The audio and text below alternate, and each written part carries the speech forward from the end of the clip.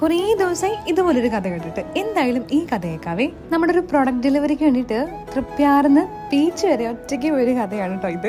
റോഡൊക്കെ നന്നായതുകൊണ്ട് തന്നെ നമ്മളൊന്നും നോക്കിയില്ല, ഒറ്റയ്ക്ക് തന്നെ വണ്ടി എടുത്തിട്ട് പോയി. അപ്പോൾ ഈ കാണുന്ന ഒരു വർക്ക് കൊടുക്കാൻ വേണ്ടിയിട്ടായിരുന്നു. ഇത് കല്യാണമാലയാണ് കേട്ടോ, അത് പ്രിസർവ് ചെയ്യുന്ന പരിപാടി നമുക്ക്. അങ്ങനെ മഴയൊക്കെ പ്രതീക്ഷിച്ചു, പക്ഷെ ഗംഭീര വെയില നമുക്ക് കിട്ടിയെങ്കിലും അവിടെ എത്തിയിട്ട് ഞാൻ 2 മനുഷ്യരോട് പരിചയപ്പെട്ടു. ഞങ്ങള് പെട്ടെന്ന് ഫ്രണ്ട്സ് ആയിട്ടോ. മോളെ കുതിരാൻ കണ്ടിട്ടുണ്ടോ എന്ന ചോദ്യത്തിന് എനിക്കില്ല തന്നെ പറയേണ്ടത്, കാരണം ഞാൻ കണ്ടിട്ടില്ല ഇതുവരെ.